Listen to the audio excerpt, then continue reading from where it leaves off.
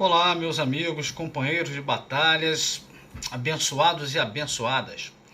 Não sei se repararam, eu retirei o vídeo número 21 do meu Facebook, porque eu percebi que eu não chamei atenção para um detalhe que é novidade. Eu fui rever, a gravação e aí acabei percebendo que eu não falei do seguinte detalhe.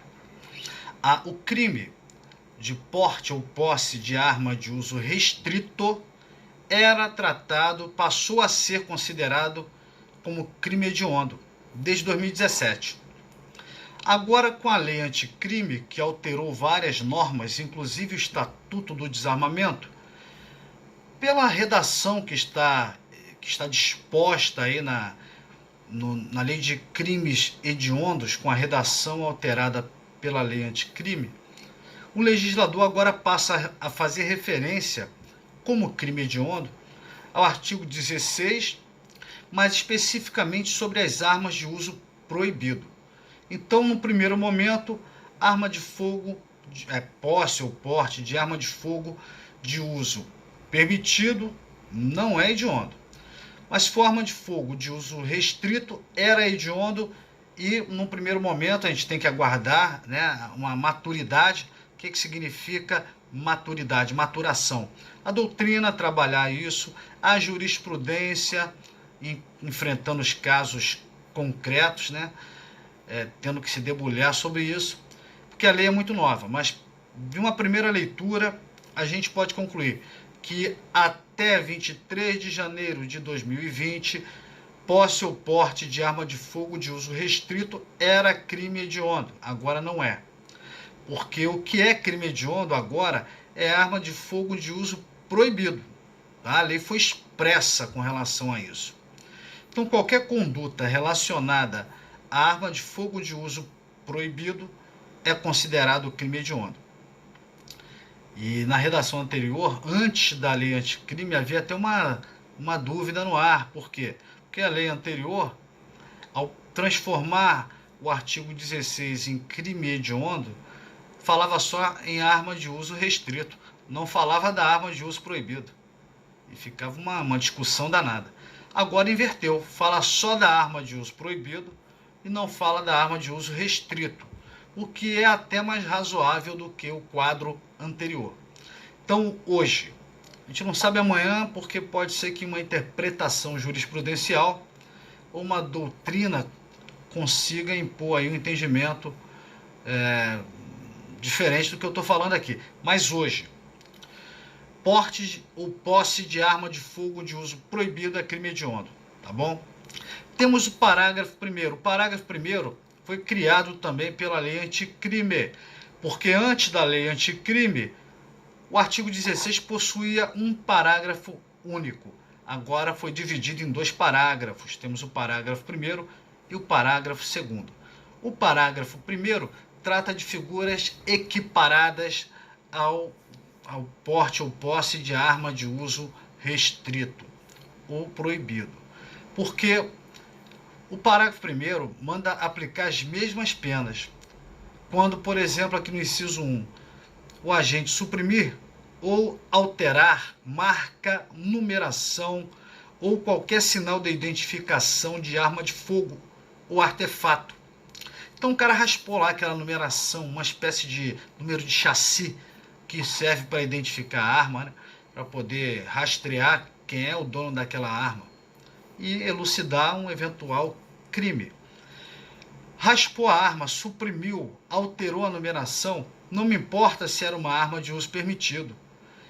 Você vai receber as penas previstas para posse ou porte de arma de uso restrito ou proibido. Então não me interessa se a arma que eu estava manuseando era uma arma de uso permitido.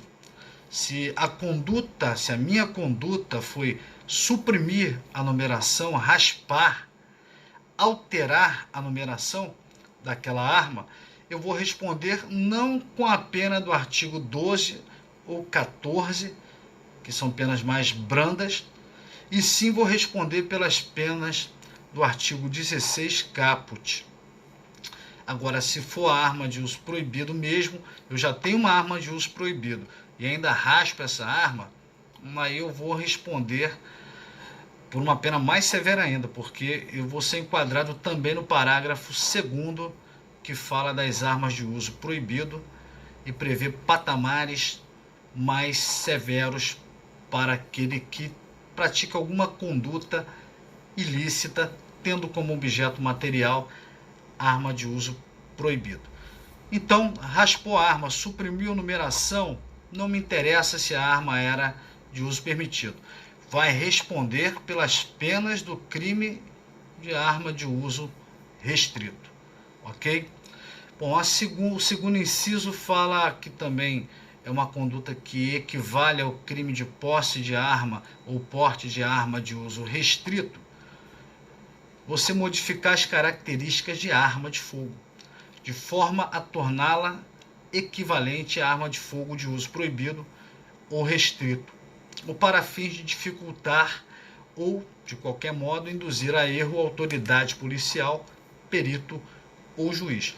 Eu tenho uma arma de uso permitido, eu altero a característica dela para que o potencial lesivo dela seja maior, ela seja mais eficiente.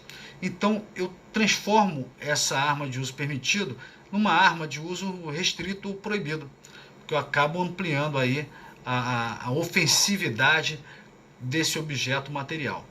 Vou responder então como se estivesse possuindo ou portando uma arma de uso restrito, embora a arma é de uso permitido. Ou então vou alterar a característica. Um indivíduo pode praticar um homicídio com um cano, com uma arma que tem um cano, e para dificultar a investigação, para dificultar a perícia, para enganar o delegado, o promotor, o juiz, ele troca o cano da arma. Por quê? Porque se amanhã a polícia bater na porta dele com mandado de busca e apreender a arma dele, levado a um exame pericial chamado de confronto balístico, ao efetuar lá os procedimentos, aquela arma vai acabar sendo usada para fazer um novo disparo, vai pegar esse projétil de arma de fogo feito pelo disparo realizado pelo perito e comparar com um projétil de arma de fogo encontrado no local do crime. Se houve uma troca do cano, as marcas, as ranhuras, as estrias que vão ser encontradas nos projéteis serão diferentes. E aí vai acabar chegando à conclusão de que aquela arma não efetuou aquele disparo que atingiu aquela vítima. Ou seja, modificou as características da arma. Essa arma poderia ser até uma arma de uso permitido, que vai ser equiparada a uma arma de uso restrito, com as penas mais severas, porque houve alteração da arma. Ok? Eu vou encerrar o vídeo aqui para não ficar muito longo e vamos preparar outro. Até daqui a pouco.